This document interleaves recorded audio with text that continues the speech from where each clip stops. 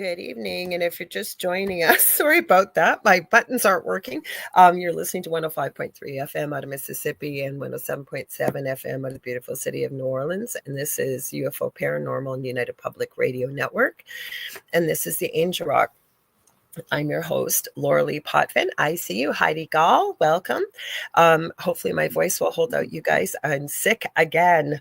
Anyways, my name is Lorilei Potvin. I am also a host of a second show on the network here on Thursdays, 7 p.m. Eastern Standard Time with my good friend David Hansel with The Thing at the Foot of the Bed. A little bit about myself. I'm a Canadian psychic medium, crystal Reiki energy healer, Akashic Records practitioner, spiritual teacher and mentor. I'm a registered nurse, an animal communicator, well-versed in near-death experiences, having had one as a toddler myself and studied them professionally and personally for over 40 years.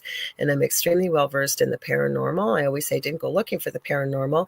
It found me. And we've shared our story on the Travel Channel's Paranormal Survivors, Season 4, Episode 9. It's called Demonic Hauntings. You can find it on YouTube. I think you can find it on Netflix. You can find it all over the place. So, excuse me, guys. I'm going to try and not cough. If you guys want to watch us on TV, you can. The network does have a channel. It's on Roku. You're going to go to the channel store. I don't have a channel code for you, but how you can find it, you're going to go to the search button and type in UFO space P as in paranormal. And there's a drop-down list that'll come down. I think we're the third or fourth one down. You're looking for UFO Paranormal and United Public Radio, and that's how you can watch us. This network does broadcast to every country in the world, but 80% of our audience that listens live is audio only. I always say if you can't see us, you can't join in the conversation. And if you know about this show and The Thing at the Foot of the Bed, both of our shows are very audience participative. So how you can join in if you are listening live is, now there's quite a few things across the top here I'm going to read. So I've got my Facebook profile, Lorilei Potvin.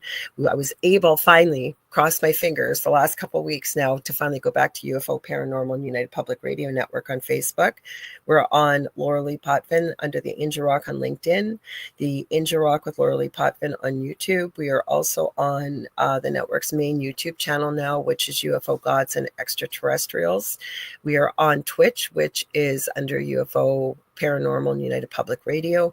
We are streaming on Instagram. And just so you know, on Instagram, you guys, if it cuts off after an hour sometimes, just try popping into one of the YouTube channels. It's the easiest usually. We are also streaming on Sonya's profile under Sonya Roy, right, Sonya? Yes. And on your YouTube under the same name, right, Sonya Roy? No, the YouTube is Redo Wellness. Redo Wellness. Okay, good. Okay. Yeah, sorry, you changed that. Sorry, I got it upside down. YouTube is Sonya Roy, and Facebook is Redo Spiritual Wellness Center. Okay, yeah, I didn't see the name. Sorry about that. What else do I want to say? Have I covered everything? I think I have. You guys stay tuned too, because after this, we still have more live programming. We've got Preston Dennett and Dolly Saffron with the Light Gate coming up at 8 p.m. Eastern Standard Time. So stay tuned for that. Give me one sec here. You guys know this guest of ours. She's on a couple times a year, and we're having her on tonight. Her name is Sonya Roy. And Sonya Roy is an extremely gifted bilingual Canadian medium. Master Holistic Healer, including she is a Master Reiki Healer and Shamanic Practitioner, as well as an author of numerous incredible books. Sonya was previously an RCMP officer. For those of you who might not know what that is, because she's a fellow Canadian, that's the Mounties, as you guys may call it. And she uses her life experiences and knowledge, as well as exceptional abilities, to help guide and teach others, to help people to empower them and recognize the divine self.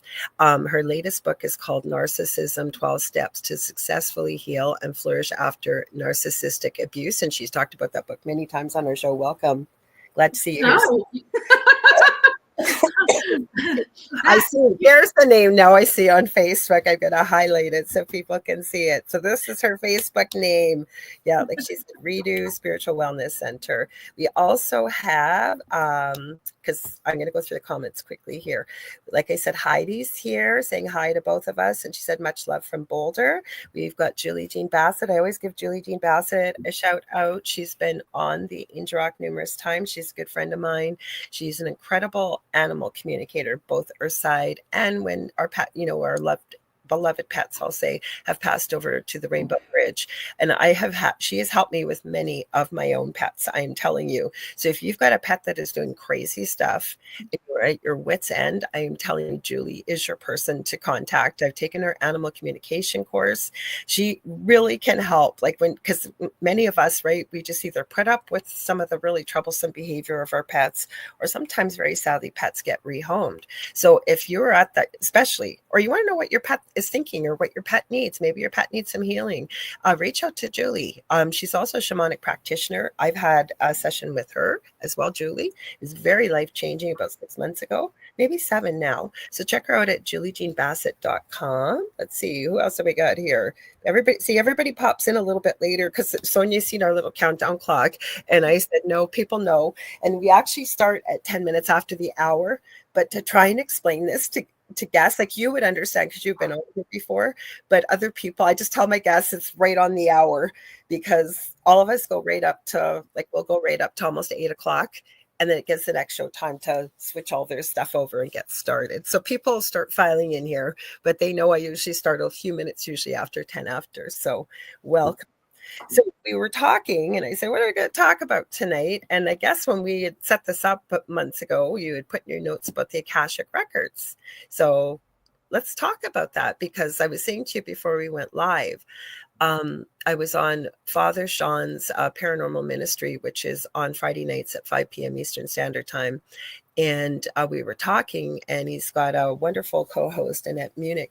And we were hoping to get into the Akashic Records, but we ended up talking about my paranormal haunting instead. So I think it's a good thing to talk about. I just want to acknowledge Heidi. Heidi, thank you for sharing it too. She says, I've been posting the show all over, and we appreciate when you do that. So what are the Akashic Records and your thoughts and what you receive from Spirit? Well, I have a personal experience with the Akashic Record, because my grandmother, who was born before I was born, would come to see me, right? So every night I get a visit from my grandma. And every night she'd take me on a different experience. Mm-hmm. And the idea was she wanted me to understand the rules of the universe, if you will, and the rules of this incarnation. Because a lot of the people, let's say I just give you my car and I give you my keys and I say, go to the store. And I assume you know how to drive, but you don't even have a driver's license. And then you get pulled over, and then you get written up for all these tickets because you didn't wear your seatbelt, because you didn't do your stop sign or whatever else, right? And then you come back and you say to me, it's unfair. Well, is it really unfair? I should have asked you first, do you know how to drive? The responsibility lies on me. But you should have spoke up and say, I'm sorry, I don't even have a driver's license. I don't think I can do this unless you teach me, right? And it's all about being teachable. So nothing is inaccessible, nothing is hidden, nothing is secret. But no one is teaching us the rules of living on this earth in the third dimension. Yeah. And that's what Akashic Record is a lot about. So my grandmother said, you need to understand these rules so that you can function in this life and be successful and be happy and be able to manifest what you want to manifest, and not manifest the wrong things. Because people think, oh, I can't manifest. Oh, there's bad luck and bad stuff keeps happening to me. No, actually, you're manifesting the bad stuff, right? You just don't realize that what you're doing to manifest these things to happen.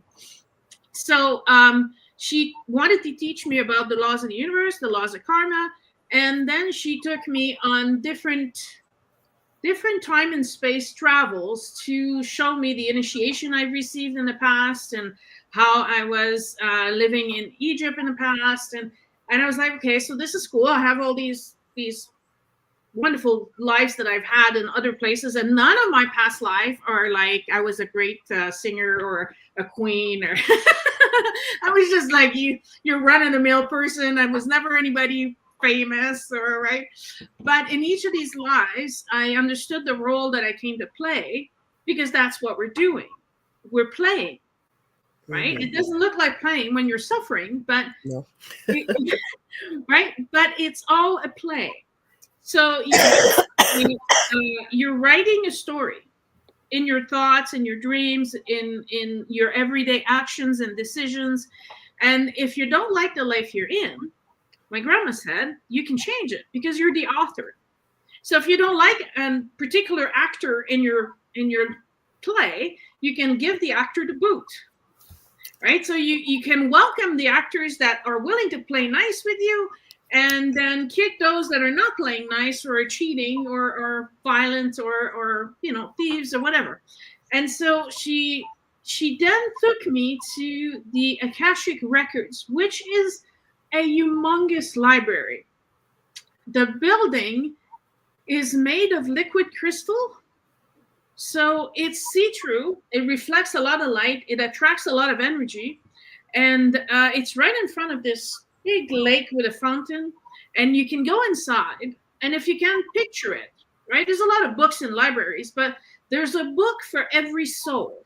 Now, there's not a book for every incarnation that you personally had, but there's one book per soul. But there's already, right now, 7 billion people on the planet. So almost 8 billion. Yep. Okay. See, I have a different perspective of the Akashic Records, but we're going to talk about that. But go ahead. But similar to what you're talking about. So inside the library, these 8 billion souls all have a book. So it's humongous. But you can go in there, you can access your book, and you can look at your life presently or your past lives, and then you can find what needs to be fixed. And that's the beauty of either having an Akashic Record healing session or taking a class to understand how it works so you can do it for yourself. Because it's not because it happened that it needs to remain traumatic forever. And that's the important thing. Like, whatever's happened has happened. But we can change the trauma attached to it. We can learn the lesson attached to it. And then we can heal that. And it's no longer something that we're dragging like heavy rocks in the backpack, but more something that amplifies our energy and our vibration, making us more fulfilled and more brilliant, I would say. I agree. I like the way you've described that. I'm just going to say hi to Connie Martins and Julie. Thank you. Yes, I'm still under the weather. Yes, still. So the way I was taught, and I think my mentors probably started a new session. She does a 10-day master class for people. You get quite a bit out of it. I was actually really surprised. I had a lot of people contact me and ask me, what did I think of this mentor and whatever. I said, yeah, she was a great mentor. Now, what she did and the way she does it, she's in Los Angeles. I don't even know how I found her. I think it was from another one of my mentors, but this was quite a few years ago when I took this. So she went within the records and picked 3 different crystals for each of us through the records. And we worked with the crystal and energy. She teaches us how to go into the heart space rather than the heart chakra for people. I was just explaining this the other day to Annette, actually, because she asked me after the show, like, she wanted to know more about this. And so, yes, now what I was taught that there was a record for everything. I love that you said there's a record for every soul, because the way I've described it, and I think the way that you said it really makes it a lot more understandable of anything that ever was, ever is, and ever will be. Because then people say, well, then my life's all planned out. But I love the way that you said you can go into the records and you can rewrite the story, because you can. Absolutely. It's your story. So and the thing is that what people, I think the biggest hurdle for people to understand the Akashic Record is that they're not in the 3rd dimension, therefore they're outside of time and space. Yes. So what we may conceive as something that's past, like in a past life or a future life, for the soul, all of this is happening right at the same time. At the same time. For the soul, there's present or future, just the now. So this book, the Akashic Record book, is outside of our time and space. So accessing it allows us to tap into future events or past events, and we can, in a certain way, it's all based on life lessons, influence the results. Because if we're learning our lesson, we don't need to have the chaos that comes with it in the future. Well, what I was going to explain, though, is, so and I'm going along with what you've said. I agree with you 100%, is when I've been taught to do an Akashic Records reading with someone, for example, we have a prayer that we, with permission to be able to access the records, we go into the person's heart space. But I was explaining this to somebody recently. Now, could I just work with one of the ascended masters. There's so many over on the other side that will work with us, but we were always taught it's the masters, teachers, and loved ones. So could I just maybe want to work with Mother Mary? I could, but I'm going to get a much more well-rounded approach. And we approach with questions, exactly kind of what you're saying. How do we rewrite the story?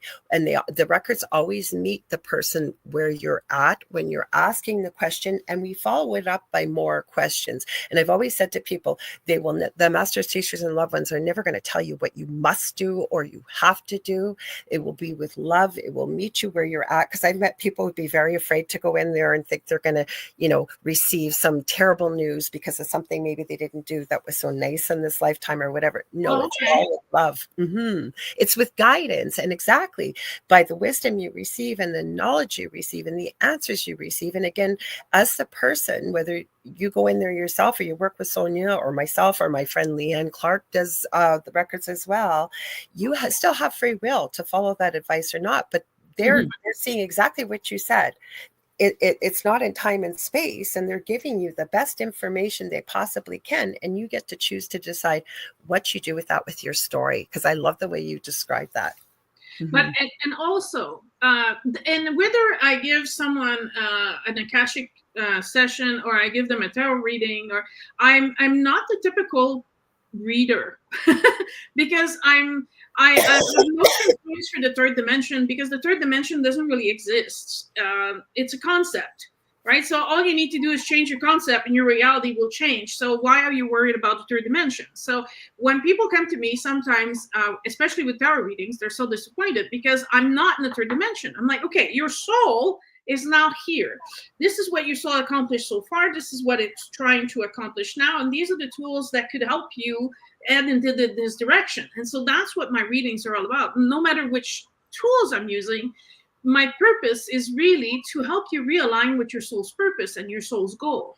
And that literally, and that's, I think for me, that's where people are afraid, because they're like, oh, I can't be in the right place, right? I must be, I must be so far off. And I'm like, you can't be.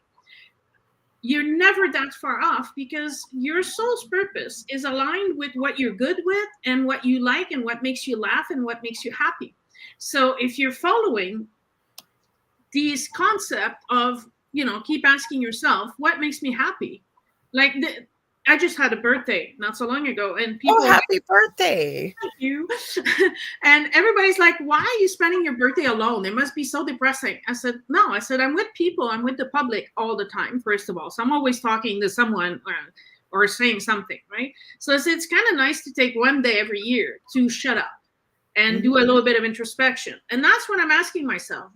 Now, does this still make me happy? Does this still awaken a passion in me? Can I make this better? Right? And those are the questions I keep asking myself. And that keeps me aligned with my soul's purpose. So you're never that as far off as you may think you are. Do you know what I feel, though? I'm going to just read. We've got Julia Evans, evening from the UK. I know it's late over there. Thank you for joining us. And Z-Sun Dragon, or Kevin, is here. Welcome. I'll read his comment. He said, I see it as a big translucent BOS looking book, and believe we all have one with all our learnings from all lives and parallel universes, information, etc. Have referenced it in dreams or a meditative mindset. But what I wanted to add to your point, and I could be way off with this, but when I'm talking to people and teaching, I always say to them that, and we all meet people like this, that life is terrible. It sucks. Everything I do is going bad. I have bad luck and nothing's going right. I'm not happy. And it's almost like it feels to me that if you look at life kind of like we're in a canoe, right? And maybe we're trying to paddle upstream and nothing's working. If we even just stop, pause, and reflect, eventually the current's going to turn us towards our life's purpose. And that's what people, I think, don't see. It's almost like the universe is giving us a reminder. Like, the reason why this isn't working out is because that's not what you chose. You're not in the right direction. That's definitely, yeah. I totally agree. 100%. But I think what always surprises me, now I've been doing this now for, my gosh, almost 25 years.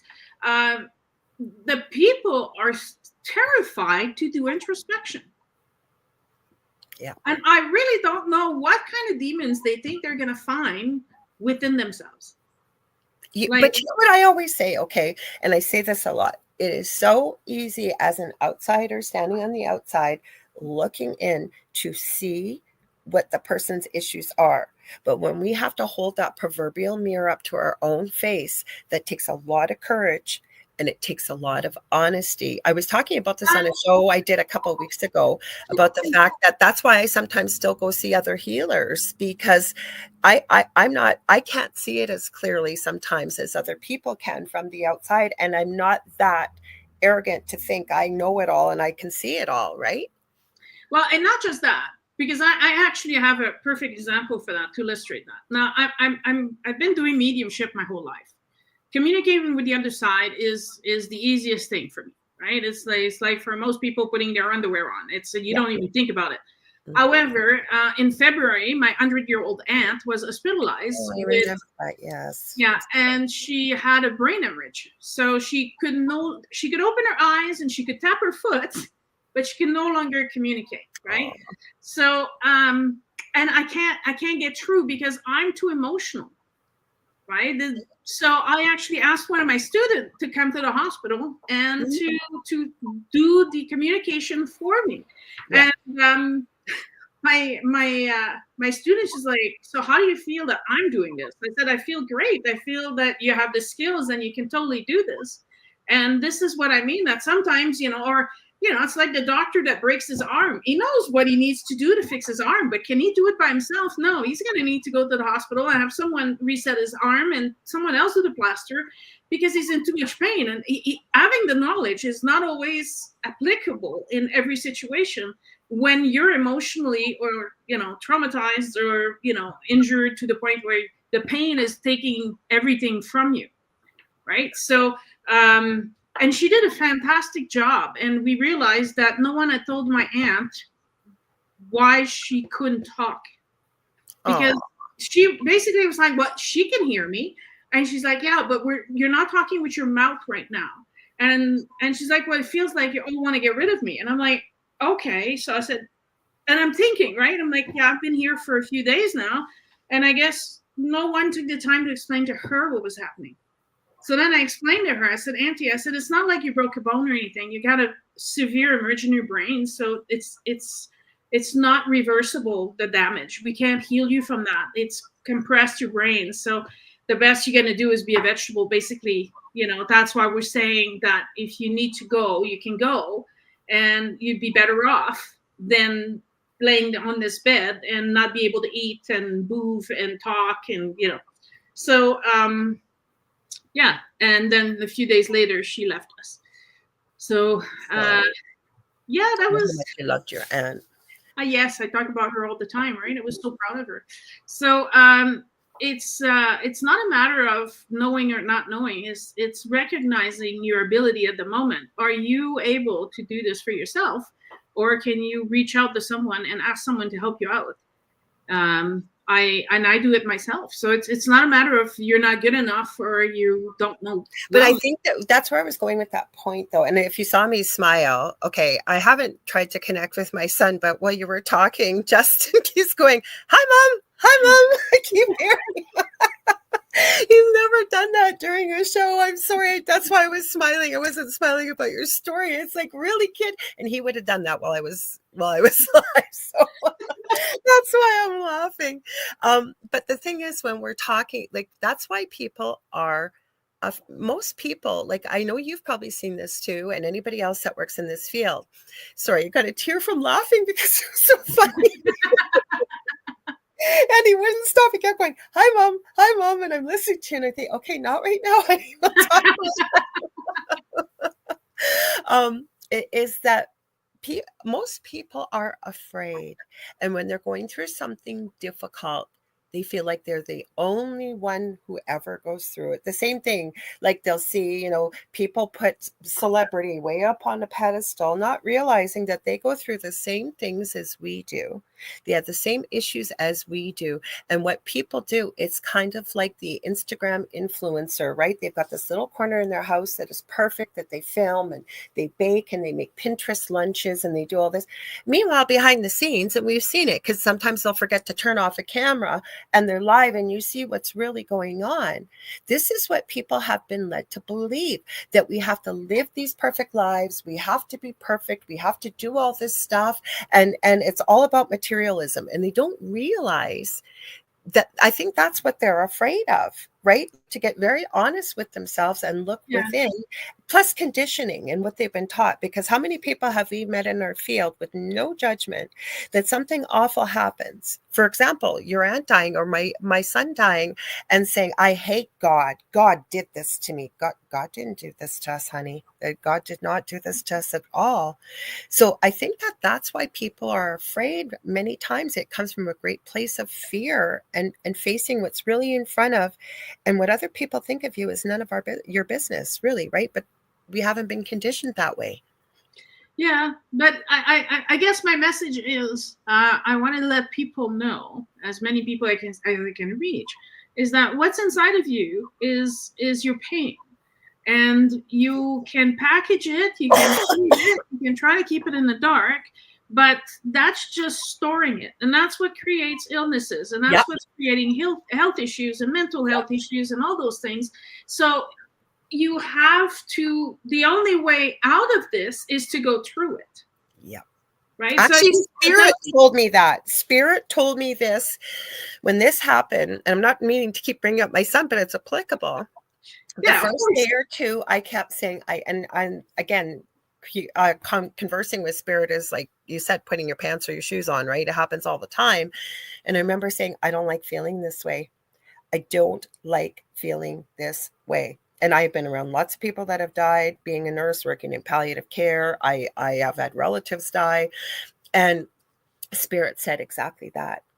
The only way to get through this is to feel it, to process it, and go through it. Give yourself that grace. And maybe there's going to be a good day. Maybe there's going to be a sad day. And it doesn't have to do with losing someone. It's life, right? But we have to go through it. And no one, but the funniest thing I've heard in my life was someone telling me, well, let's say I'd say, well, I feel betrayed. And the person says, well, you shouldn't, because that's not. And I'm like, whatever you think is your opinion. Yes. But you cannot judge me and judge what I'm feeling. Those are inside of me. So I think one of the issues in our society is that we don't get to express our emotions. We're told to shut up and toughen up and don't cry, stop crying, right? Yeah. So you're not encouraged to explore your emotion. You're not encouraged to feel your emotion. On the contrary, you're encouraged to snuff it up and put it away because you're making too much noise and you're making me uncomfortable. So, stop, right? So, and that makes it difficult. Because we don't have the tools to process emotions.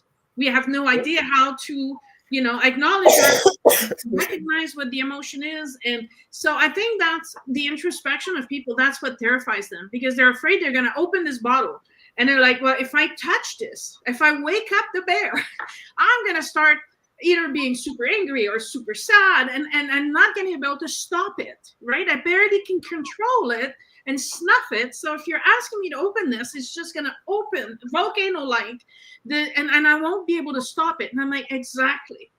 That's exactly what we need you to do. We need you to cry. We need you to scream. We need you to do what you need to get it out of your body. Mm-hmm. And yes, you're right, Michelle. Then the weight comes off because you're no longer carrying all of this inside of you. Mm-hmm. So you need to allow these things to be felt and to be expelled, because once you felt it, then it's gone. Like I'm a end-of-life doula, and I work with people who either are dying or people who are left after, right? Yeah. So I work with the people in their grief and things like that. And this girl came to me and she's like, every time I come here, I cry. I said, yes, but do you cry anywhere else? She's like, no, because it's been 2 years and I think that they feel that I should be over it by now. Too bad. So I said, but did anybody actually say that to you? She's like, no, but I feel that. And I'm like, okay, so you need to do it. And if you're crying because, I don't know, you hear a song at the market, cry. And if someone says, are you okay? You can say, no, because I miss my partner that died 2 years ago, and this still reminds me of him, and it's still painful. And she's like, well, when is this going to stop? I said, once you have gone through your grief, once you have gone through your tears, once you have gone through your loss, you will start remembering this person's laughter and the person's, when you tricked them, or when you had this wonderful picnic, and you won't remember the loss. Now you'll be able to feel joy again and be reminded of those in a, as a memory, but not as a hurt or as an emptiness. So Connie Martin says it would be so nice to have a grieving field where we can go and scream and cry out loud freely if it's what we need to do. And I agree with you. And when you said, this woman had shared with you about, I feel like, I forget how you worded it, but basically that people think she should be over it. That is a real big pet peeve of mine, because I've worked a lot in the death and dying field too. And grief is such a personal experience, just like feelings are a personal experience. And I think I always say people are smart. Even though people don't know they all have a sixth sense, they do. But we may be perceiving it in our grief, that when we bring up the person we've lost, for example, everybody shuts up and everybody changes the subjects. And then there are people that'll say, don't you think it's been enough time now? You need to move on. But what they don't realize, right, we're picking up that it's making the other people uncomfortable. But the thing, and I was talking to Carrie Lynn Shellhorn. She's got a Spirit Switchboard on Friday, 6 p.m. Eastern Standard Time. You can give her a shout out.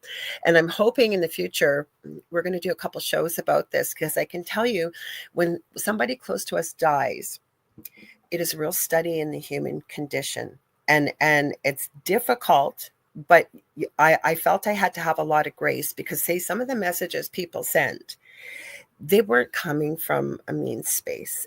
They were uncomfortable with the topic of death. And because it's not normalized, people don't know what to say.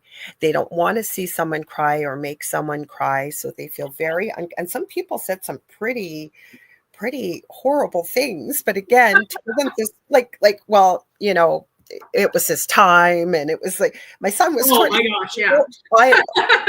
We were really thinking. I know they weren't coming from a mean space. It's because you don't know what to say, and we need to normalize the topic of death. Because there's only one thing, if you were born, that you were guaranteed. Well, they always say taxes and death, but you are not getting out of here alive. So we need to talk about death. And the thing is that, like, when I got my training for the end of life doula and grieving and all these things, I was surprised that I was taught this is what you say, and I'm like, okay. And then while we're on the course, like, those people were offended by those remarks, and I was like, okay. I said, so what would you have me say? Do you know what I mean? What would make you feel better? Because at this point, it's also very subjective to the people, right? Like, my aunt was 106 months. So people are like, well, my sympathies. And some people add, well, she had a long life. Like, yes. We're aware of that, but if I had my choice, I would have had it for another 1,000 years. But, that was not necessary to add, right? Or it was her time. Well, not really, no, but whatever, right? Okay, so Michelle Wilfong says it's hard to know what to say or not to say when someone passes.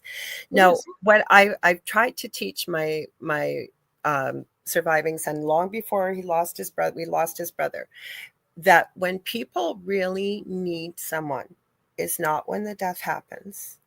It is not when the shock is there and the family and the friends are all there. It's when everybody else's life returns to normal and you're starting to process the grief. And what I've often suggested is, if you're close enough to the person, don't ask, just do. You know what? Like, I'm going to tell you right now, I don't think you'd be offended, or I would, or anybody else. Someone shows up, say, maybe with a casserole, or just says, hey, I was thinking of you, just letting you know they're there, like being there, just being there. And I know it's uncomfortable, the silence, but sometimes people don't need to hear that. We're glad that you've acknowledged it. Yes, I've lost someone I've loved, but just being there with them means a lot. Or even as a friend, even if you don't know them well, just saying, hey, I was thinking about you today. I hope you're doing okay. Right? Nothing wrong with that. No, absolutely not. And I think too, I said, like for me, I needed time to process what that meant for me now. Yep. Right? Because that changes a lot of things for me, because a lot of things revolved around her. So now I'm like, okay, so I don't need to do this anymore. I don't need to do that anymore. Do I need to even do that? And so I have to, it's not just, the fact that I miss her and I can't hug her anymore, but it's how my life has changed and how my responsibilities have changed. And that's, and for some people, their finances have changed. And there's so many things that can happen at the death of the last one. It's not just getting over the fact that they're not there right now. It's also grieving the dreams. Like for her, they were getting married and they were going to start trying for children. The client I have, right? She's like, I'm grieving my child that I can't have now because now I need to get over this death. I maybe find someone else eventually down the line, and am I going to be too old for children, right? So she's grieving that as well, and they were going to buy this house. Well, that all fell true, and so there's so many more things that come in line with this grieving process that we can't judge how long it's going to take a person and how badly affected they are. Like I have a roommate. Well, so we share the same space together, but she's also my business partner. She's my traveling partner. She's my admin assistant. She's all these things. When I lose this person, I'm going to be completely lost. It's going to take me weeks just to figure out how things work without her around, right? So I don't think anybody should be in any way capable to judge how long your own process should last. And definitely, we just need to be supportive and say, okay, it's a crying day today. What do you need? Do you need soup? Do you need me to hold your hand? Do you want to go for a walk? And people think they always have to talk. That's what I was trying to say. You don't need to talk. Just be. If someone's watching TV and you happen to spend an hour, go over and just, and eventually it'll come up. But that's the other thing that's not comfortable for people. Like you said, you think they need to feel the silence. Or if, say, it was you or I, and we were talking about our loved one, and if we cried, people get uncomfortable because it's not a good feeling. It's not. That's where I'm going with this about normalizing the subject of death. Or like I said, there's one thing I've always wanted people to know, why I taught my own kid this, and long before we went through this, is your friend or your love, another loved one or your partner, whoever, they are going to need you to be there as the support when all the support goes away and everybody's life goes on back to normal. Like I can tell you, I've had people, you've been one of them. There've been other friends that have done this too, just checking in. Hey, how you doing? That means so much to me because, the other person is thinking about you. And, a lot of people don't feel comfortable or even know what they need. Like you just said, you're a roommate and you guys are everything to each other in the way of with the business, the whole bit, right? Sometimes people don't even know what they need, but just knowing that someone's thinking about them or has thought of them or cares about them or whatever it is, right? Just out of the blue, that means a lot. Or if the person needs something done. Like say you've got an elderly neighbor who the husband always cut the grass and they've passed away and now they're not going to get the grass cut, but you're going to cut your own. If you've got the time, just go cut the grass for them. Right? Exactly. Yeah. So the advantage of knowing about the soul and the Akashic record is that you realize you've lost the physical attachment to the person, but their soul lives on. Yes. Right? So you may not be able to touch them. You may not be able to go out and have a restaurant dinner with them, but they're still alive. At the very least, you will meet them again when you die. But there's a high chances, and I find that more and more people are opening up their third eye with less fear and more confidence, and there's more and more people having experiences and seeing people that have passed away and things like that, and then you can communicate with them. Now, personally, I know that first of all, when they leave, they have 40 days to leave. So it's not uncommon to see them for the first 40 days. Right? I agree. You see them and hear them. But after 40 days, they should be encouraged to go into the light so that they can start their process of resetting everything and analyzing their Akashic record, seeing what this life of theirs brought, what lessons they've learned, and do all that. And then a year after they've passed, that's when I usually will encourage it. Not encourage, but allow other people to come to me to make the connection. Right. Okay. So I usually give them a whole year before calling them back here, because you want them to go into the light first. Right. Mm-hmm. But if you know that they're still alive, you know that they're no longer suffering, because what causes the suffering was the human body, and they're out of the human body now. So the suffering is ended. If you know that they're now rejoicing, like she kept saying, well, I miss my mom.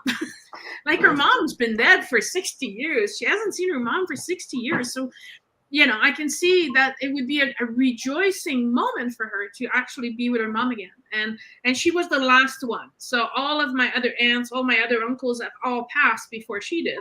So she's joining the family again. She's seeing these souls again. So I think that's... Well, Howie's adding, he says, who says when it is time, there is no time for being over. You're never over that missing space. That's true. But we do go on forever. I've been watching a lot of TV as I've been doing stuff, and I wanted to get caught up on a few things.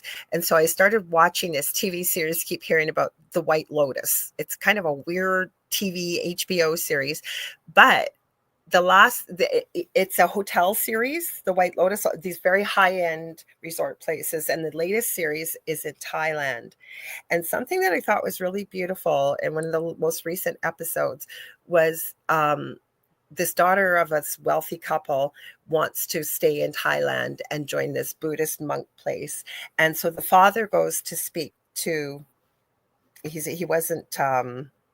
very high up, I'll say, very elderly Buddhist monk. And so he says to him, what happens to us when we die? And he says, well, and I'm not going to do it justice, but he basically says we're in an ocean. And when we decide to come to Earth, we come as a drop from the ocean. And when we go back home, we integrate back into the ocean. He said it much more eloquently and beautifully. But he was basically, the way he explained it is, we're not gone. Just the physical body is gone. And we're not limited. Like, I truly believe that, and it's hard for us. I always say we're trying to look at things with our human eyes right now, because we're here to have a human experience. But we are nothing but love on the other side. We go on forever, and we are not limited with the body. We could be in a gazillion different places at time. We can connect and feel and speak to our loved ones. They still hear us. Same as when somebody is in a coma. The last thing to go is our hearing. People hear us. Now, for your aunt, you said about her mother, I wouldn't have been surprised, because I'm writing 3 books, and one of them is the things that we witness at the bedside as death doulas, as nurses, and first responders when someone leaves this plane and goes back home. And I can't tell you how many loved ones are there when somebody is transitioning back home. Yeah, with my dad, he told me, he's like, who are all these people doing here? And I'm like, well, who's there, Dad? And he's like, well, my dad's here, your uncle, this one. He says, they're all here. And I'm like, okay, so what's the problem with that? Mm-hmm. Well, Grandpa wants me to go with him and repair the porch. And I'm like, okay, well, I said, you got the knowledge, you got the skills. I guess he's been waiting for you to show up and do the job. You know what I mean? So, and my dad passed away the next morning. So... But he was able to see them in the room all night. And I said, Dad, it's cool. I said, they're just there to escort you. So, you don't have to be afraid, and there's nothing to fear. And you're going to have a full escort to take you to the light on the other side. I said, this is awesome. This is what everybody would want, right? I think the worst thing would be there's nobody there. Like, you hear the crickets. I don't believe that somebody leaves, that there's nobody there. That's just my thoughts. Like, I even talked to my ex-husband about this. His mom and dad are no longer here. And I said, I'm very grateful because his parents were the main grandparents in my children's life. And they love loved both my boys so much. And I said to him, I know your mom and dad were there to meet Justin when he crossed over. I have other relatives there that he may have known when he's back home, but there would be people there to meet him. He loved his cats. His cats would have been there. And I truly believe it, just from being in the death and dying field for 30, 40 years working in this field. And then, like I said, that's why I'm writing a book, because sometimes we see things ourselves. I know we do in the field that we're in, but I didn't know I had these abilities as a nurse back 40 years ago, we'll say 20 years ago, 30 years ago, whatever it is. But people reporting these things, and then you see them and you're like, holy cow, like there's no explanation. And some of the stories I've collected already are just mind-blowing, and there's no other explanation. Amazing. And when we start putting those together into a book and you're like, wow. I collected all my stories about the fifth dimensional experience I've had in my life, and I was like pretty shocked at just how many I've accumulated. And okay, well, that one's done, and then that one's done. But once you start recalling each and every one of them, I was like, oh wow, oh yeah, right. And I think it's important to share those, because people are more and more aware of this. People are more open to receiving this information. There's less fear around all this. So giving them some sort of guideline of what to expect, I think is really, really important. I'm going to read some of these comments here. So you got Lisa Martinello says, good evening, ladies. You got Howie Odell here. He's got the Riff Nation Network. He's a big supporter of our network, UPRN. He's got his own show, The Orion Effect, with a good friend of mine as well. So that's Sunday night. So please, Rhonda Harris is his co-host, 7 p.m. Eastern Standard Time. He's here. So he says, I put this comment up earlier, but he said, who says when it's time? There is no time for being over. I'm going to read that again. You're never over that missing piece. That's true. Julie says there's no timeline on grief. And then I like what Kevin, I always call him by his muggle name, Z-Sun Dragon. He says, I believe they can and will visit at any time, whether they cross over or not. I'm with you. I believe that myself. I do. So let's talk about this a little bit. I don't think we've ever talked about it. So what have you thought the reasons are for why people stay earthbound? Why we run into ghosts? You want to go there, do you? Well, these guys love to talk about all this stuff, spiritual, spooky, and I always like to hear people's perspective on this. Okay, so how deep down the rabbit hole do you want me to get? Yeah, let's go there. We don't usually go spooky. You and I have talked spooky off air, but let's go, because you know why? I think it gives people, when we are in this spiritual field, and I received this advice years ago when all I wanted to deal with was the positive. I wanted nothing negative. Then I had my paranormal experience, but someone said to me, close to me, that Laura, you're going to work in this field. You need to know both, so you particularly know the difference. And I believe that. Mm-hmm. And I know you have knowledge about this. Well, it's interesting because I just did a big conference in Quebec in February, and the topic of suicides came up. Mm-hmm. Because you might have to be careful with that word on YouTube for you and me, because we're on YouTube. So we'll say unalive. We'll say unalive. That's okay. All right, no problem. So I don't usually talk about this because I'm trying to explain the soul and all those things, mm-hmm. And so they're asking, so what happens to them? So specifically, if you decide to interrupt your lifeline, mm-hmm. you are interrupting a plan. Now, and not just your plan. Yes. The catalyst you are all around. Mm-hmm. Exactly. So it's not that everything is written down. You will say hello to this person at this time and blah, blah, blah. Because we have free will, we can do whatever we want. However, as a soul, before coming to earth, you said, I want to learn how to forgive. I want to learn how to be honest in my relationship. You set out some life lessons for yourself in order for your soul to grow. And in order to achieve this, you said, who's going to help me? And then all these people are like, oh, me, I'll show up. And okay, I'll make your life terrible, so you'll have no choice but... What?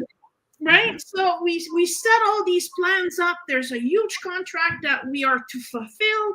And at the same time, we also raised our hand and say, oh, I'm going to help you with this. And I'll be there for you at that moment. right? Yeah. It could be innocent, like I've been checking up on you, you know.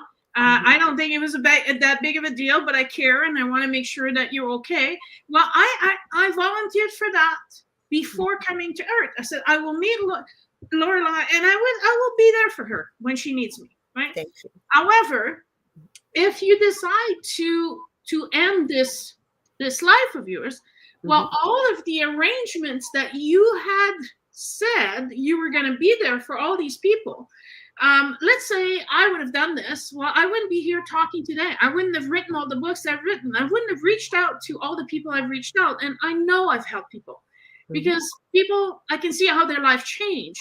I can see how they're happier, how they're healthier, right? I've seen that part of that change was caused because I participated. So I would have negatively influenced these people by my absence. And so these souls are put in the timeout. They're not punished. They're not sent to hell. They're not, you know, raked over the coals for 1,000 years. However, they are put on the timeout so that they understand the implication of what they just caused. And then there's also, because they're gone, a whole bunch of other people now have to step up to the plate to replace them. And some people just might not meet their mark at 35, and it might not be happening until 45 or 50. So you're adding 10 or 15 years of suffering or stagnation to their life because you weren't there to trigger the change, right? So those souls are put aside and they're being explained their implication, and they are sent to school and they're sent to learn, and they go to increase their faith, and they have other sojourns, as Edgar Casey would call them, on other planets. So in planets where you don't incarnate in the physical and the effect that you cause is much less than when you're on the third dimension on Earth. So that's for these type of souls. So those don't go into the light just yet. They go to school. Now, there's an in-between. And it's funny because, unfortunately, because my aunt passed away, I haven't done my own podcast on Dante. And Dante wrote Inferno, Purgatory, and Paradiso. So, but what happens is when your attachment to the material world is so intense, you are refusing to let go of it. And that's why you don't go into the light. So it's interesting because that's one of the few things that the Christians have correctly captured in the truth of spiritual world. The 7 sins. So pride, greed, wrath, gluttony, lust, sloth, and which one am I missing? I can't remember. Yeah. Those 7 are the reason why they're mortal sins. It's because it's preventing your soul from moving forward in the divine space. It's trapping you on a material plane without the material body. So you'll never get what you're trying to get. It's a never-ending cycle. And I would say that that's hell. To be caught in this loop that you keep repeating over and over and over and over again until eventually something awakens in you and says, okay, I need to do something different. I can't keep doing this. And literally you pop out of this box. If figuratively you can put it a room or a box. And then the problem is that you might not know your way back to the light. And so you might be walking around trying to find a light. And that's when they'll come to follow people home or start, attaching themselves to light workers because they're light. It's not the light. It's not the divine. It's not this ocean you were talking about. Whether you call it an ocean or I say that it's basically being a speck of dust on the sun.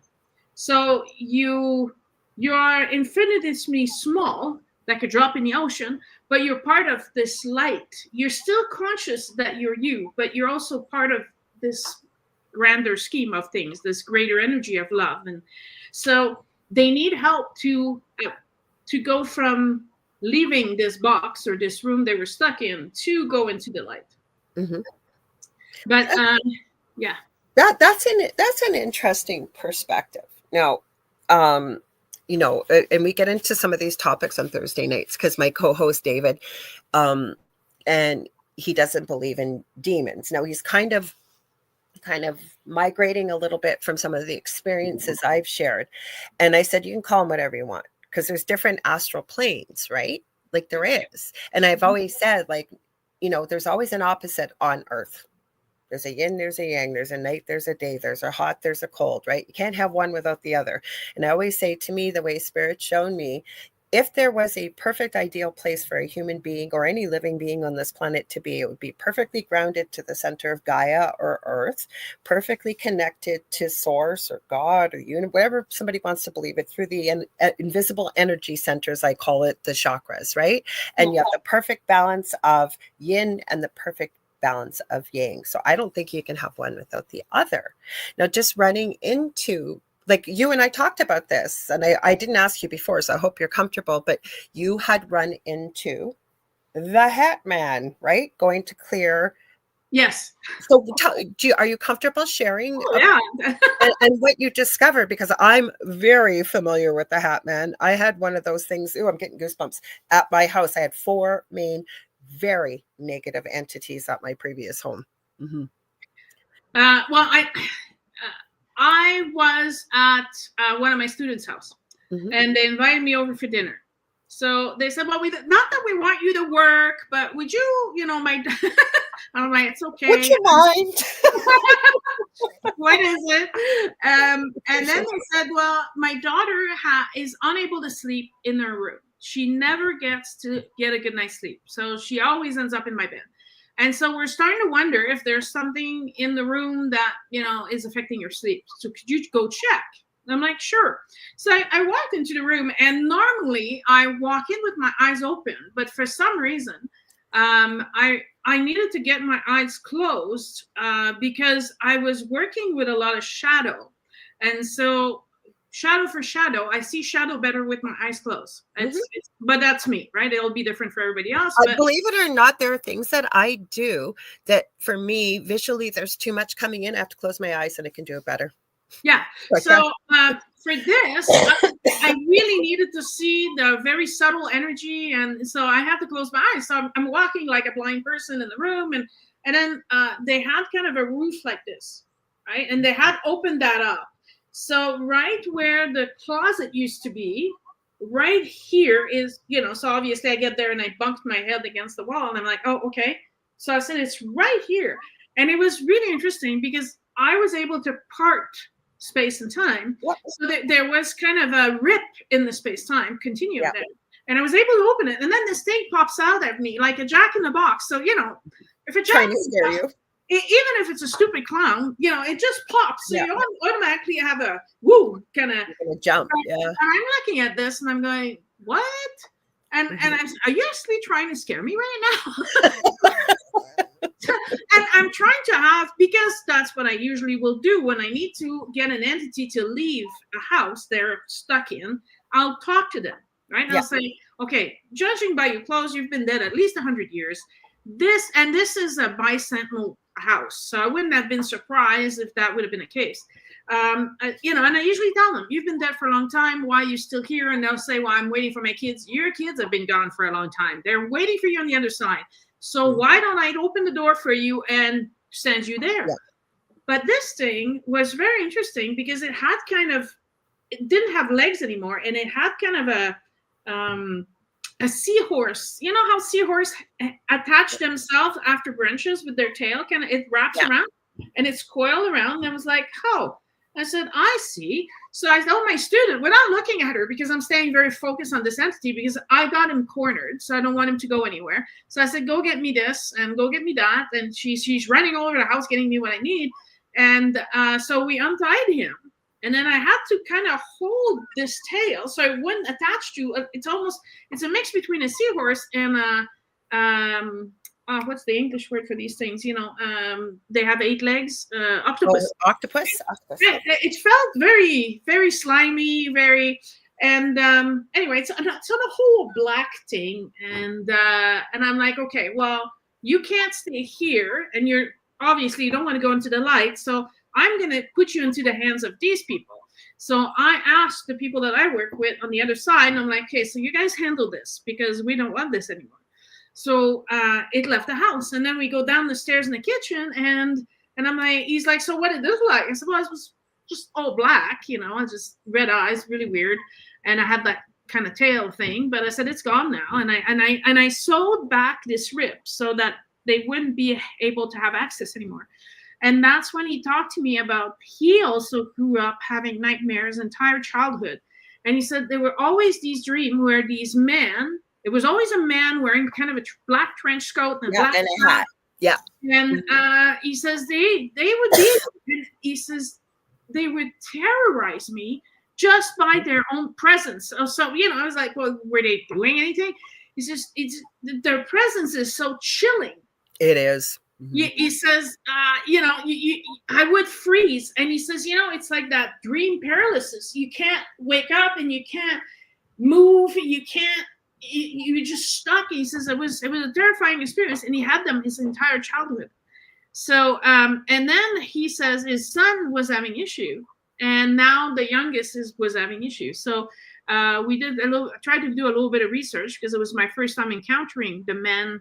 I guess they refer to it with the man with the hat or the hat on, yeah. Man, yeah. And but what I found interesting was that they target children. And they didn't target children. Well, they targeted my children, but I have pictures of some of these things from my house. Like all of us could see. So it wasn't just my kids, but yeah, they do. Well, you know why they target children? Because they know children can see them. They know how to fight I guess a child. What I understood, because I still have a contact on the other side, which is remained to be my mentor. So when things like that I don't quite understand happen, I can ask some question. And I'm like, why children particularly? He says, because they're easy to terrorize. That's what I was trying to say. Yes. And they can see them, because I think all kids can see spirit, just like animals can. Yeah, exactly. And he says they feed on terror. They all do the negative things: terror, sadness, depression, all the 7 deadly sins. If they can create that in the home, yes, that's what they feed on. Yes. Mm-hmm. So so anyway, we cleared that out of the house for them, but it was my first encounter with something like that. My nights when I was younger, I've spent most outside of my body. Right, I was never really home, and I would revisit past lives at night. So that's I was terrorized to live in daytime. So I said, if I also had it at nighttime, I don't think I would have made it past childhood. I think I had a lot of things. And when this happened to me in my previous home, and knowing I've had these abilities my whole life, but this experience is what really made me tap in and really get serious about the abilities. I've had tons of things as a nurse that I would know that there's no way I would know. My roommate I grew up with said, you would know things. I just wouldn't even know how you'd know them, and you'd know them. Like when I told her I was working in this field, she wasn't shocked. I thought she would be. She goes, oh God, Laura, I'm not even surprised. Like there were things you would know always. But I can tell you, I'll be 60 in August. My first experience, I was between 3 and 4. And it was terrifying with what happened. And then I've told this story many times. When I was just turning 8, we moved to a brand new home, and it had been built from the ground up. And that first 6 months, every night, I knew nothing about 3 a.m. I knew nothing about the paranormal. Every night, 3 a.m., I would wake up unable to breathe, passing out. And they eventually diagnosed me with asthma. As a nurse, I know what asthma is. My boys have asthma. No, I couldn't take a breath in. I couldn't take a breath out. I literally no 911. My dad would have to scoot me up in the car. We'd get about a block away and I'd be able to breathe. I've never been able to find that out, why that happened. But I was told when I was first reaching out looking for help in the previous home, and I thought it sounded very arrogant. I now understand it now. They had said, this experience is happening to you because you are supposed to be doing something for the light, that they're hoping you're never ever going to head that way, that you're going to stay away from it. You're not going to be doing what you're supposed to be doing, because it is a terrifying experience. And my boys went through it. My partner Dell went through it, like I said, but I probably wouldn't be doing what I'm doing today had I not gone through it. Yeah, exactly. We all have, and that's very important. I think actually it's much more important than people might think. We all have events in our life, whether like you, they were happening in the middle of the night, or we have a person that does things to us. They are triggers. And without those triggers, we would have just had our comfortable life, never asking a question, and just go on and just, do like everybody else. Go to work, collect your paycheck, go home, and just do your routine. And without discomfort, without fear, without questioning, you're not going to move. You're going to be stagnant. Mm-hmm. So I think that the more the events are impressionable on you, the more they leave a lasting mark, or they're unforgettable, the more you're going to want to go for answers and find what is going on. Why is this happening? What is the meaning behind this, right? These are the questions that led me to where I am today. If I didn't have those questions, I could have just kept working for the RCMP and just collect my paycheck and just, it technically was easier than all of the work that I'm doing now, because, I'm working a lot harder now. It's a lot more work, but I've seen how it changed my life, how it made my life better, how it made me as a person a better person, but also a healthier person, and a better environment. So the environment that I've successfully created from all these transformations that I went through is now benefiting the entire community. So my transformation is assisting a whole lot of other people to do this transformation for themselves. And hopes is that eventually they'll feel confident enough to also start doing the changes as, they go back to their community to create a whole new world that we're living in.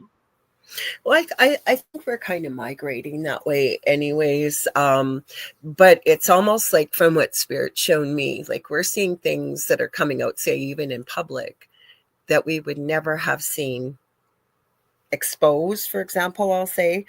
And it's almost like it's all got to come to the surface. All of it's got to be revealed, right? It's kind of like how we talked about at the beginning of the show about the feelings, right? You've got to go through them and feel them and process them. This is what this almost feels like the dark is being exposed. Exactly. I'm talking about demons, or I'm talking about awful things, say people in power that have a lot of money, have a lot of power, that they've always done in the shadow and underground. It's starting to get exposed. Have you seen, there was a movie that came out, I think it was last summer. It's about an FBI agent who works in trying to trap pedophiles and the whole sex trafficking of children. And, these things are finally being exposed. Now, I went to watch the movie because it was a fundraiser part of it. And I'm sitting there, and I've been told this movie is terrible. And I'm sitting there and I'm going, and I leave and I look at the people around me. I'm like, I knew all this. There's nothing. So do I know, and people are shocked by it. There was nothing shocking in there. They're looking at me and their eyes are like this big, and they're like, that was shocking to us, maybe because you were in that field and you did these investigations. But for the most people, we live behind shutters and closed doors, and we don't want to see these things. I said, well, in order for it to stop, we need to become aware of these things. Everything needs to be exposed so we can find solutions to make it stop. We can no longer just close our door and say, oh no, I didn't see it, it doesn't exist. And that's ludicrous. In this day and age, the truth has to come out. I agree with you. I think that's what's starting to happen now. And I know it's shocking for people. I got this tattoo recently for Justin. And the kid that I was getting it done with, and we started talking. I have to be careful again on YouTube with these words, and it's unfortunate, but we do. But it's a drug that is harvested in one of the most awful ways it possibly could be, basically from a child's terror, I will say, and nothing more. I won't bring the word up. And he was arguing with me, telling me that never been heard of this substance before. It was living and dying in LA or something, some book. And I said, you're wrong. And he said, I know everything about every DRUG out there and blah, blah, blah. And there's no chemical component. Well, while we were sitting there, I found it. And I found the information saying this has long existed before this book came out 20 years ago. But this is the thing, right? And then people think, and I forget who I had this conversation with recently, because they were arguing with me about looking up information. And I was saying, it might even have been on Thursday night, Dave and I were talking about it, but I was saying to people that, oh, that's what it was. We're having a conversation about AI. And I was saying, you can't just rely on one source for information. Same thing. I'm a spiritual teacher. You're a spiritual teacher. My thoughts are, I always encourage my students to work with as many different mentors as possible, because otherwise we're just getting that one perspective. Same thing with information. So because this person, I believe, probably has only used Google to look things up, there's a lot of information in books that have been written that aren't so manipulated as per just using one search engine. Talk to other people that have had experiences, right? We're losing the ability to be able to communicate with one another with these electronic devices people are sticking their faces in. And that's the thing. And now AI. And I'm not crapping on AI. That's not what I'm saying. There's a purpose for it, but it can't be the be all to the end all. We were born with a brain. We got to use it. I'm not a big Facebook person, but I've had some time to look at things, and then the comments is always, "Oh, this is AI created; it's not real." And this is what's Sound of Freedom. Yes, that's right. Thank you. Yeah. So, and that movie was tame. That movie was very tame compared to what really goes on. Mm-hmm. Yes. So it's palatable. Right, to a certain degree, they don't show you, because my concern was, it's about sex trafficking, and I said, I hope they don't show. Well, I don't need to see it, neither does anybody else, but it was very tame. And they don't show that part. They don't show what the kids go through. You just see them before and after kind of thing. But the problem is with this AI thing, you can now create. You could use my face. And you could make me say something that I'm not saying, but they're using my head and my face from another video. But they're it's kind of scary at this point, because before AI, when you could see things, and I don't know, Keanu Reeves said this, or this guy said that, and I said, well, until I see them either on video, live video, say this to me, I'm gonna give it an ounce of doubt, right? Because it could be anybody just putting their name at the end of a quote, right? So you don't know if they really said this or not. But now even video won't be trustworthy, because they can manipulate everything. So hence why it's so important to have multiple sources. Like when I do my podcast, this is one of the reasons why mine are so far behind. I usually have 5 to 6 to 8 different sources that I read from. I know how much research you do. Yes. And I'm going to present all these different aspects from all these different angles, so that you can get a really clear picture. This is my personal opinion, which I present at the end of the video. But what I'm saying is, this is what's out there. This is what people are saying, and this is how they mesh to each other. And maybe he has 50% of the truth, and he has 25. But if you're putting all these sources together, gives you a bit better picture. Blah blah blah. Right? But if you just do a search on Google, I was telling this to my kids 10 years ago. They were handing in papers for school, and I'm like, you only have one source, and you got this from the internet. This is unacceptable. And it's manipulatable. Exactly. Right. So I said, you need verifiable information, verifiable experiences. You need people that, will share firsthand experience, not hearsay. That's the 10th person telling a story. Well, it's not at all what the first person was saying, that they all add their salt and pepper and spices to this story to make it interesting. Right.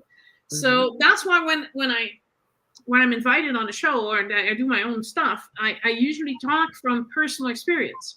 And although I have plenty of other examples, I'm like, I wasn't there. I didn't experience that. I can't speak to that. But I can speak to my personal experience because I lived it, and that's what happened to me, right? So that's why I usually draw these lines, because I don't know if it's true or not. I was not there. Are they doing it for attention? I have no idea. So unless I've lived it, I usually don't use other people's examples, because that way. Yeah, and I agree. Or like when we were talking about the stories that I'm collecting right now for what we witness at the bedside when someone transitions. I was going to share this story. This person I know, their mother is a nurse. They're a nurse. And their mother talked about an experience which she shared with me. Now, am I going to take it from the daughter's perspective? No, when I finally write the book, I will, with her permission, speak to the person who experienced it. She was on nights, and it was a First Nations little boy that was going to be leaving this earth very soon. And mom, I think, was a single mom living up on the reserve, but had a lot of other children that she had to go to. So this little one was alone. And it was a really crazy night on pediatrics. Apparently, the nurse did as much as she could to be in there. And I guess the little boy they were with him, he did pass away. But they were so busy, they closed the door and they covered him respectfully so that they could get to him once things settled down a little bit. Well, as they were running around, the call bell kept going off in that room. Kept going off. They'd run in there. Nobody's in there. This little boy's no longer with us. And it went on numerous times. And the nurses kept saying, like, what the heck is going on here? And I believe this girl's mom, she shared the story of, said, oh my gosh, I remember the mom saying to me that if God forbid we're not here, you must open a window. This is our belief, so the soul can leave. So she went into the room, opened the window, call bell never went off again. You can take it for what it is, but there was nobody in there the call bell wasn't malfunctioning. There was nothing going on. Now, again, people can take it for what it is. You can rationalize and say, well, there must have been a short. There must have been something. Well, why was the call bell not going off after the window was opened, right? And see, I wouldn't question that. I would completely be along with that story. Yeah, to me, that makes a lot of sense. From all the experiences I've had, that makes so much sense to me. And people may say, well, a window doesn't have to be opened when a soul leaves. Yes, but if this little boy was told that, and the family believed that, he may very well have still hung on to that belief as he was leaving as a soul, that the window needed to be opened. So, earlier you asked me, why would people not go into the light? There's a group of Asian people that worked during the gold rush and during the building the railway, right? These Asian people died and they were not given proper ritual. And so because they didn't receive proper ritual, they didn't feel they were able to cross. Your thoughts are creating your world. So if you are thinking, because you still think you're still there, you just don't have a physical body, but all that goes inside your head is still there, because that's your consciousness. And if your consciousness says, I cannot go and pass this door because I did not receive the proper ritual, they don't go, because as far as they're concerned, the door is closed. And so when I teach mediumship, we are teaching people they can go to different areas that they know that are haunted. And you can, if you feel the spirits are there, there's a way to pass them into the light. And I was there with an Asian person. They wouldn't pass with me. They only passed with the Asian person telling them that the ritual is nice, but it's not necessary. They can go into the light and the door's open. They can pass nice, and off they went, right? So yes, absolutely. I'm going to address this comment. So, hi, Mish. Mish is over in the future in Australia. She says, is it cold over there? You both have winterish backdrops. It most certainly is here. We are in a winter storm warning again for the second time this week. So, yes, it's still cold here. But she said maybe the little boy did that for the parents. I don't believe so, because the parents weren't with him when he passed. He was on his own because mom had to go to look after the other children. And of course, they were hoping mom probably would have been there if she thought, he wasn't going to be there much longer, but she had to leave. So it was the nurses that were with him. So he didn't do it for anybody except, like, that's the other thing to try to explain with the way I believe this. And I think you're going to probably add so much more to this, is the fact that, we're here to have a human experience. We come here in these dense, fragile, heavy bodies, most of us without remembrance of previous lifetimes or the knowledge or anything we have as a true soul energy. Okay. But when we leave, right, there's still a transition period, which you sort of address, where we're detaching from who we are. I'll say as Lorilei Potvin, and I'm going back to the true soul energy, who I am. We all have names as a soul too, but we don't need names on the other side. It's energy. But this is where I'm going with this, is it would make perfect sense why this little boy, had he been told the window needs to be open for you to truly leave, say with the angels or Father Sky, Mother, whatever it is, Mother, you know what I mean, the belief systems he's been taught, he's still got that human perspective still attached to him as a soul energy. Would you agree? 100%. Yeah. Mm-hmm. Yeah, that I was with my aunt for like a week straight, and I had to go home. And I was on my way back the next morning, and she passed away just before 8:00. So she did it before I was there. So, but she popped everywhere, she went to all these different pieces, and she needed messages before she left because she couldn't do it in the body. So the usually the timeline for the now there's something else that lives inside the body with you. It's a shared space. Now, some people call that the guardian angel. Some people call that the body elemental. And I think that's where all this confusion comes from. Well, let's talk more about this. Because so many names for the one thing, right? So it gets confusing because, oh, but you have this, and the other one says, no, this is what you've got. And everybody's arguing. And when you sit everybody down, you're like, okay, let's instead of the name, give me the definition. What's its job, right? It's to accompany you all your life. It's to protect you. It's to guide you, right? So that's also what the body elemental does. And he's the one, usually, if you're like, I'm female, you'll have the male energy will be encased inside this body elemental. So that's your twin flame, yes?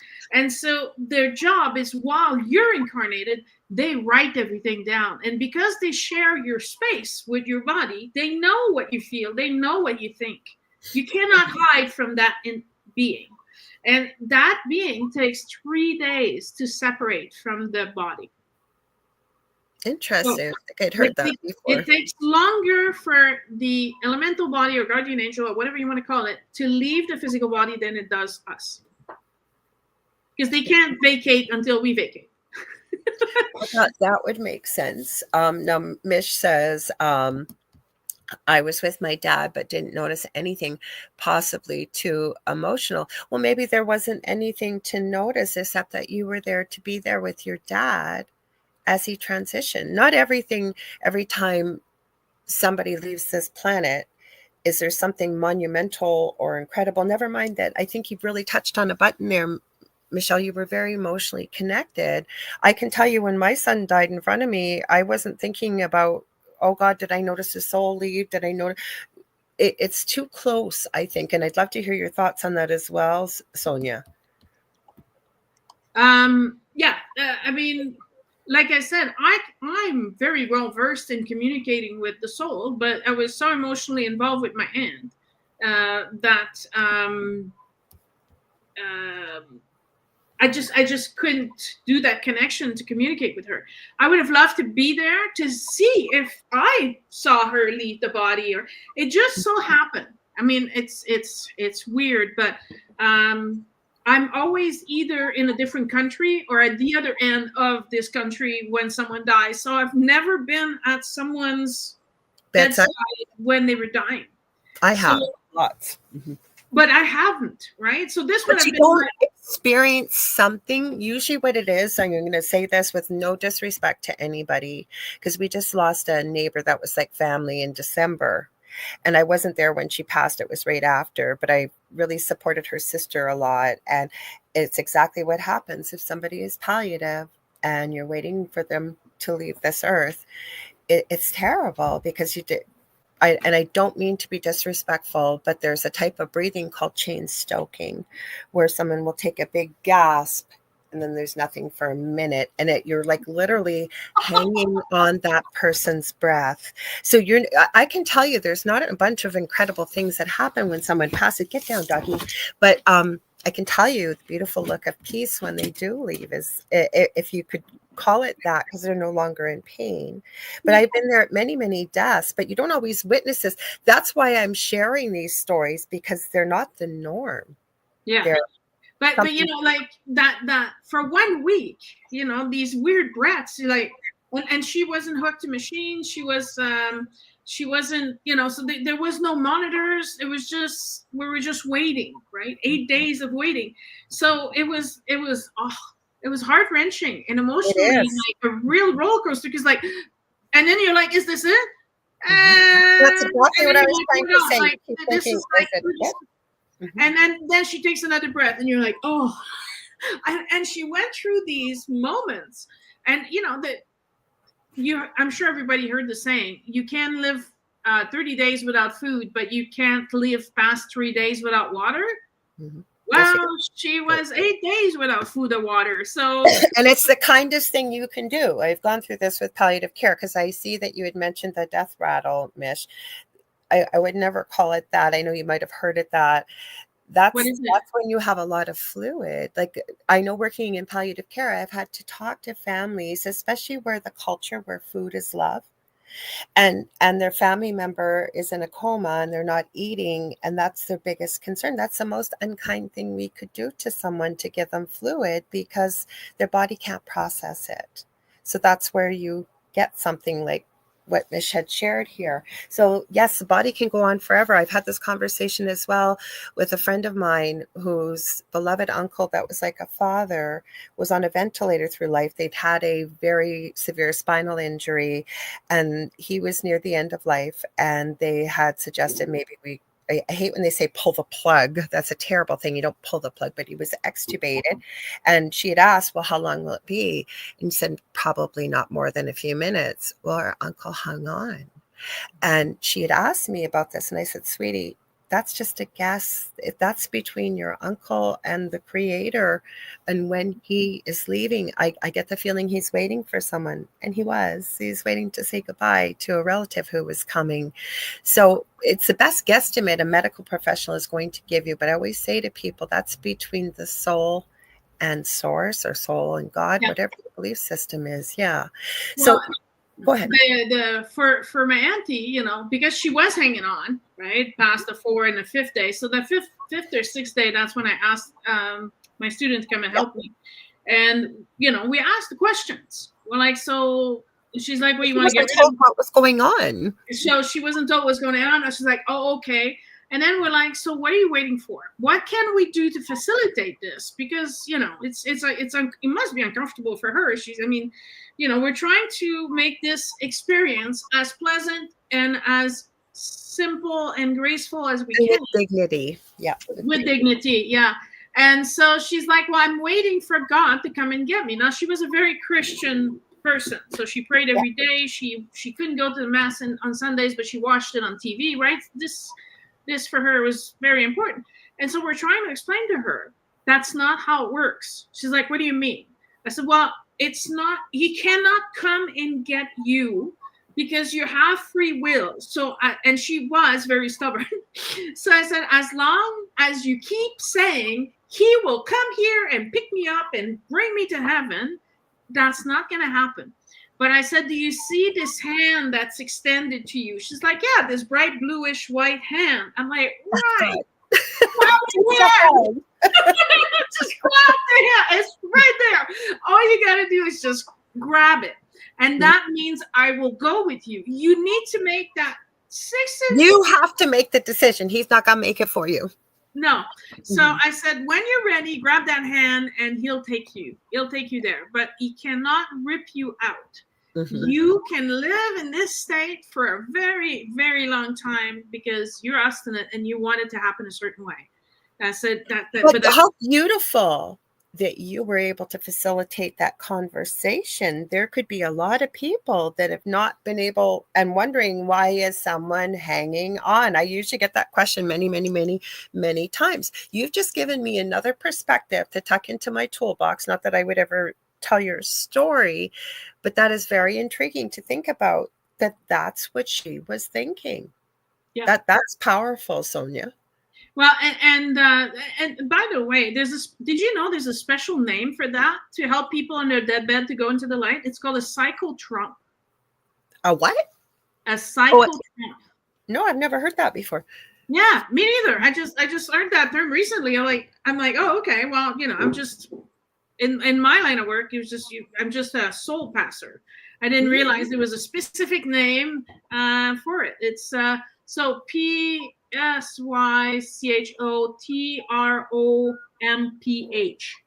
Oh, I've heard of that term before, but I just didn't know, I guess, what it was. Yeah. So it's basically communicating with the dying who can no longer communicate, and allowing them to let go of their fears. And I, because we were there for a long time, everybody that came to visit her, I said to them, you will talk to her about what you remember, the positive experience you had. How did she enhance your life? How did she make your life better? And we were doing this because we're trying to get her to focus on the positive and not leave on her deathbed with a negative idea. In one of my past life, I worried about my family, and I came back right away, and I was tried as a witch, and this is what I feared for my family. So, I just wanted her to leave and realize her life was worthy. She had a great influence. She had made life and the world better by her presence. And so I was monitoring, I guess you could say, or encouraging people to stay on that, not start talking above the bed to each other, and ignore the fact that you're here to visit her. So you should be addressing her. You should be talking to her. You should be, right? So I guess I'm glad I was there for that. So I was able to direct this conversation to keep her included because she can hear. Right? What I used to encourage people, families and friends that were there, was to let them know it's okay to go. We're going to be okay.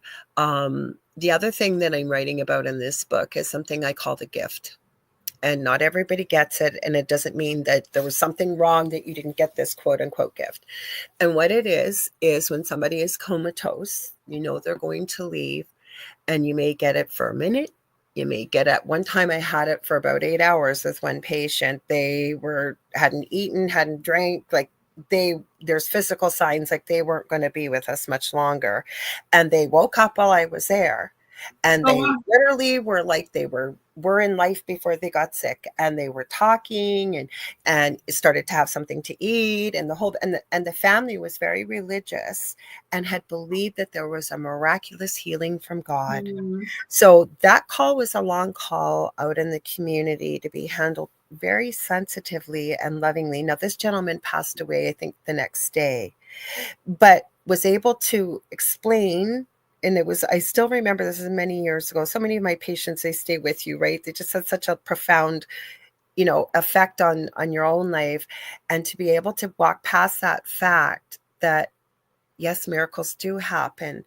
And this is a miracle in a way that you are having this time and experience to say what needs to be said, to whatever it may be. And it doesn't always happen.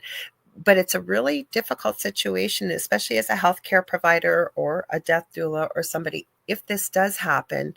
And like I said, I remember this family very particularly because they were devout Christians, and they believed that their loved one had been healed, right? So sometimes these things happen. Not every death happens the same. Not every experience happens the same. But I'm hoping by sharing these stories, yes, it can maybe provide some clarity for people. But I think that's important, like that you said, not speaking over your aunt. Mind you, she might have really enjoyed that. You don't know. You would have known your aunt best, because I know with speaking to people on the other side, sometimes the family was there, and they were bickering or whatever they were doing, right? Like normal family little squabbles. And the loved one will talk about it afterwards, that they really felt like it was just normal, because that would have been normal how they would have been if they weren't sick. Yeah. In her case, she actually felt You would ignored. have been lost. So knowing her, I know that she would be more pissed off. Like, okay, so you're here, and I'm invisible. You were her Why are voice. you here then, right? So so I tried to make it about her and make her realize, and we did that. We kept saying to her, you can go. You'd be better off. You'll see your mom again. But that's when she thought you trying to get rid of me. And we were like, no, there's no way back now. But that's when we realized, okay, so we didn't explain that to her. So Connie Martin says that happened to my dad. He got one day full of energy and died days later. Yes, so sometimes it happens. And when I say this to people, and the way I'm writing it in the book, I don't want anybody reading that book to think that, well, why didn't we get that? It may not have been needed in the situation, but for whatever reason, sometimes this can happen and we see it, right? And like I say, that's the biggest thing about death, and why I think it's so important to talk about it is because it's not talked about enough. There was this great series that was out probably about 10 years ago now by the UK, and they only had a couple episodes. I wish they would have kept it up, but they were normalizing the topic of death. Like the one episode in particular, they went into the Irish wake and how powerful that was and why it was so important, right? It was a party. It was a celebration. And we've lost ritual. We've lost ritual to go from a child to an adult. We've lost ritual on how you're important, you fit in this community. We've lost ritual. We've people, I don't need to get married anymore. No, but because marriage became more about a party and a financial obstruction. And, my son says, if I have choice between buying a house and getting married, I'm buying a house, And so don't be upset we're not getting married. I'm not upset. But it's sad that you're linking that this ritual has to be this expensive when it's about this promise. It's about this, it's not just a piece of paper. If you think that, it's only a piece of paper, it's because you're missing the whole point of you coming before a community and saying, we're going to be making our lives together. So support us in that and encourage us in building our family and staying together. And we've lost the ritual of death. That is so much about again. It's an industry. It's money. Plus, people are afraid because they don't know what to expect. Right? Again, you get back to that fear, and I have run into earthbound spirits for many reasons, as many. I know, Mish, you'd asked about an attachment. We've got a few minutes. If you can clarify what you mean by that. I think because Sonya had addressed you in the comments here. You said, what about attachments when we pass? So if you can clarify that a little bit, what you mean. And you also said maybe they worked out music and dance with raising our vibrations. I'm not sure what you mean by that, but I forget where I was going with this now. What was I just saying before I read that? It'll come back to you. There's no conversation. Why people stay. Yeah, so I have run into spirits that have stayed, some because they pass so quickly they don't even realize they passed. I have run into others that revenge, anger, religious dogma. They're very afraid of what awaits them on the other side for maybe terrible things they feel that they have done. I have met others that have just stayed because they love their house and nobody else is going to get it. I'm going to keep it. I mean, there's been so many reasons why. So there's many reasons. We have free will. Yeah. See, I'm trying to. Mish says we got to read her question. We got to read her attachment. But, okay, that's what I'm asking. Are we talking about a house? Are you attached to the house? The house is yours. This is where you. Well, I think she's talking about when you had said about you're a female and you have the guardian angel. Maybe is when you had said. I don't know. I could be wrong. That's why, Mish, can you just clarify it for us? Not knowing you pass scares the crap out of me. Well, it usually happens in very violent incidents, like a car crash, or usually that's when there's not that many out there that don't know they died. and most of it is the ones that I've encountered, they were all soldiers. I've run into, I know, out at a place that I visit quite frequently. It was out in the wilderness, and there was a spirit out there, that female girl that had been missing, and the person that connected with them didn't know they'd been missing. They had no idea they had passed away. So sometimes you run into people like that there, and there's people that stay because you have free will in death, just as you do in life. So what Michelle's talking about, it's okay, Mish. So what she's clarifying about the attachment, I'm reading it out loud just because there's 80% of people listening, it's audio only, so I have no clue what we're talking about. So when she's talking about an attachment, what happens to a negative attachment? I have a theory about it, but what do you think?